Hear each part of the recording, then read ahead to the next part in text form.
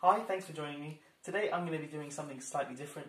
I'm going to be highlighting the importance of knowing when you're allowed to apply certain mathematical principles and ideas.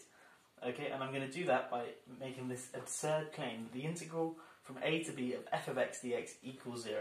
And that's regardless of what a is, regardless of what b is, and regardless of what f is. Okay, and here's my proof. See if you can spot the mistake. Okay, so I'm going to evaluate this integral here using a u substitution. So let u equal x minus a times x minus b. Okay, well we can expand this here.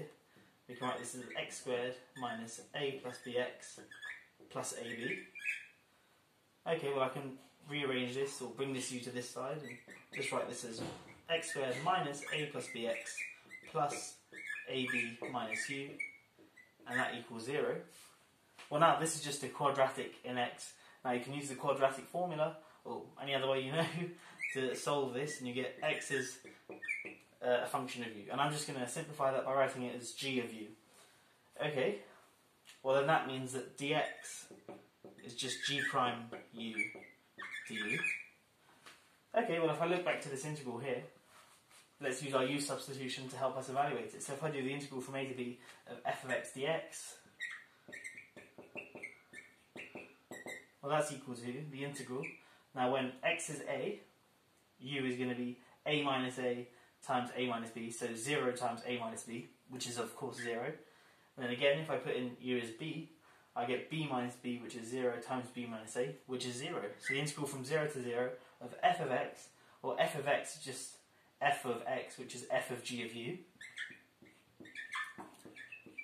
And then dx is just g prime of u du.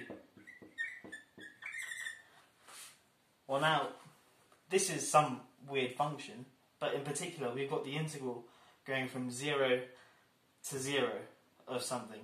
But the integral from 0 to 0, or the integral from any number to itself, is always 0. Because remember, the integral represents working out the area between a and b. But if you're looking at the same point, you're essentially working out the area of a line. But the area of a line is always 0. So this integral here is always 0. And that's the end of the proof. So perhaps you did spot the mistake there. Of course this is completely wrong, this is completely bogus, but the mistake in this is the u substitution. I'm not actually allowed to make this substitution because it violates the rules. A u substitution says that your when you do x equals, so what I've done here is I've written u as a function of x. What you're supposed to do is define x as a function of u, but this function here, g, must be continuously differentiable on this interval ab.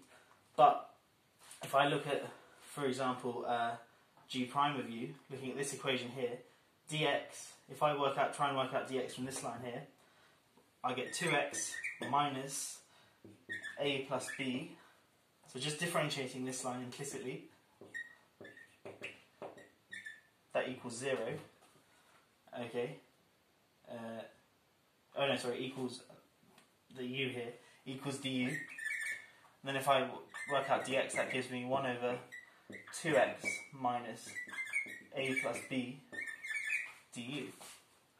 But the issue with this thing here is I'm looking at the integral from a to b, but in particular I'm considering that value x a plus b over 2, because obviously that's always within this interval, it's the midpoint.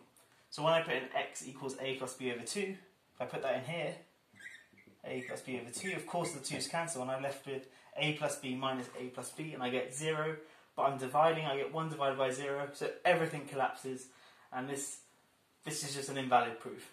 But hopefully this has highlighted the importance of knowing when you're allowed to apply certain mathematical principles and properties. Another classic example is,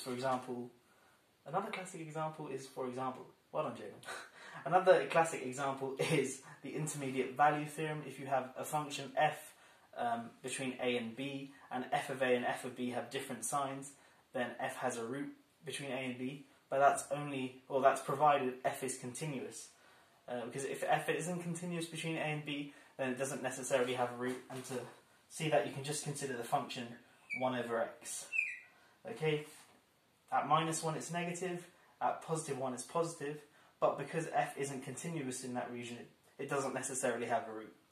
But yeah, that's all for now. Hope you've enjoyed this video, and I guess make sure in the future you know when you're allowed to apply certain rules, so you don't end up with an absurd game like this.